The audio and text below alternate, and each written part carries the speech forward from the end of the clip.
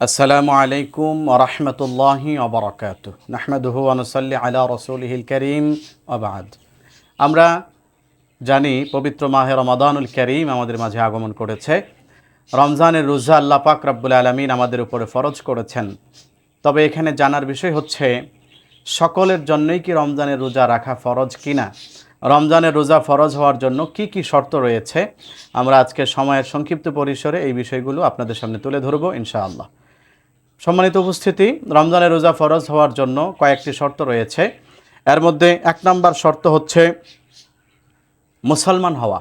আল্লাহ পাক রব্বুল আলামিন কোরআনুল কারীমের মধ্যে বলেছেন, ওয়ামান ইয়াবতাগি গায়রাল ইসলামি দীনান ফালান ইউকবালা মিনহু, অর্থাৎ যে ব্যক্তি ইসলাম ছাড়া অন্য কোনো ধর্মের অনুসারী হবে তার কোনো কিছুই কবুল করা হবে না। সুতরাং রমজানের রোজা কবুল হওয়ার জন্য প্রথম শর্ত হচ্ছে মুসলমান হতে হবে। দুই নম্বর শর্ত হচ্ছে প্রাপ্তবয়স্ক হওয়া। আমাদেরকে মনে রাখতে হবে ইসলামের বিধিবিধান আমাদের উপরে অর্পিত হওয়ার জন্যে দ্বিতীয় শর্ত এটি, প্রাপ্তবয়স্ক হওয়া।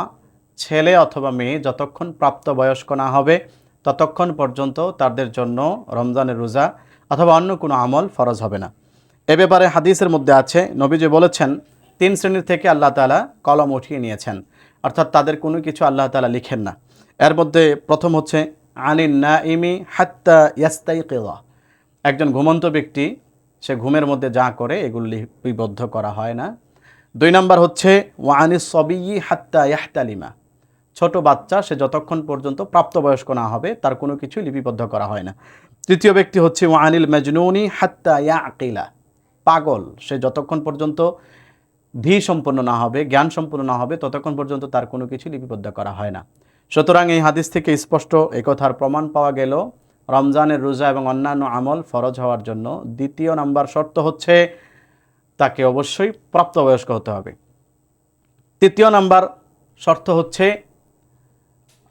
আকেল হওয়া, অর্থাৎ জ্ঞান সম্পন্ন হওয়া, পাগল না হওয়া। এটা হলো রমজানের রোজা ফরজ হওয়ার তৃতীয় শর্ত। চতুর্থ নাম্বার শর্ত হচ্ছে মুকিম হওয়া।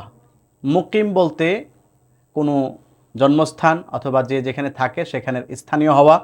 তবে আমরা যারা শহরে ঢাকা থাকি, গ্রাম আমাদের অনেক দূরে, আমাদেরকে এই ক্ষেত্রে খেয়াল করতে হবে শরীয়তের মাসআলা হচ্ছে কোনো ব্যক্তি কোথাও যাওয়ার পরে যদি 15 দিন অথবা তার বেশি থাকার নিয়ত করে তখন সেই জায়গায় তার জন্য মুকিম হিসাবে গণ্য হবে। সুতরাং আমরা যারা ঢাকা থাকি, যেহেতু এখানে আমরা চাকরি করি, ব্যবসা করি, এটা আমাদের মুকিম হিসাবেই গণ্য হবে। সুতরাং আমাদের জন্য রমজানের রোজা রাখা ফরজ। তারপরে আমাদের পঞ্চম নাম্বার শর্ত হচ্ছে সুস্থ হওয়া, অসুস্থ না হওয়া।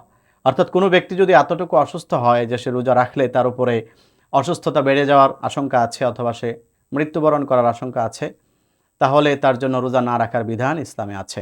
আল্লাহ পাক রব্বুল আলামিন কোরআনুল কারীমের মধ্যে বলেছেন যে আল্লাহ তাআলা কখনোই বান্দার উপরে সাধ্যের বাহিরে কোনো কিছু চাপিয়ে দেন না।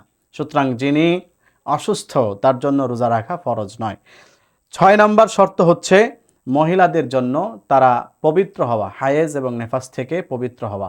যখন এখান থেকে তারা পবিত্র হবে তখন তাদের উপরে রোজা রাখা ফরজ। তাহলে রমজানের রোজা ফরজ হওয়ার জন্য আমরা পেয়েছি এখানে 6টি শর্ত। প্রথম শর্ত হচ্ছে মুসলিম হওয়া, দ্বিতীয় শর্ত হচ্ছে প্রাপ্তবয়স্ক হওয়া, তৃতীয় নাম্বার শর্ত হচ্ছে আকেল অর্থাৎ জ্ঞান সম্পূর্ণ হওয়া, চতুর্থ নাম্বার শর্ত হচ্ছে মুকিম হওয়া, পঞ্চম শর্ত হচ্ছে সুস্থ হওয়া, ষষ্ঠ শর্ত হচ্ছে মহিলাদের জন্য হায়েজ এবং নেপাস থেকে মুক্ত হওয়া। এই 6টি শর্ত যার উপরে পাওয়া যাবে তার জন্য রমজানের রোজা রাখা ফরজ। আল্লাহ তাআলা আমাদের সবাইকে বুঝার এবং আমল করার তৌফিক দান করুক।